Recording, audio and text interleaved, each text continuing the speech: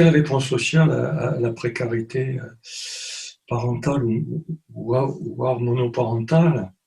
Je crois que la difficulté des réponses à apporter à la précarité, elle tient parce qu'elle ne concerne effectivement pas seulement l'aspect économique. Hein. C'est-à-dire que, certes, évidemment, les allocations de soutien sont nécessaires, mais la mise en place d'une relation personnalisée entre un intervenant et intervenante et un parent ou les deux parents hein, se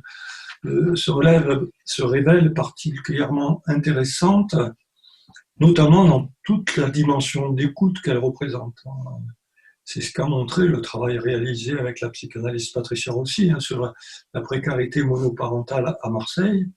On avait mis en place un dispositif de recherche-action où ma collègue était en mesure de recevoir des femmes en situation parentale précaire, soit individuellement, soit en groupe, sur plusieurs séances, hein, selon leurs souhaits.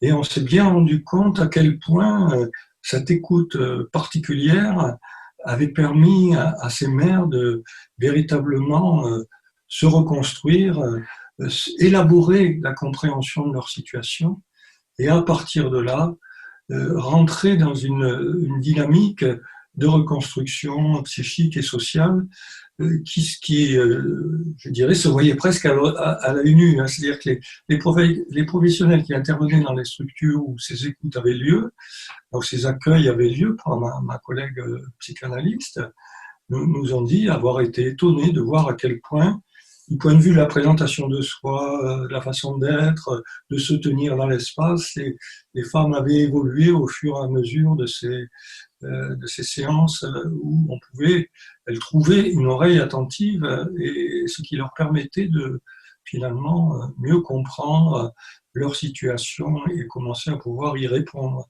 Donc là, le soutien, il est multidimensionnel, mais la dimension relationnelle est particulièrement intéressante à mettre en avant.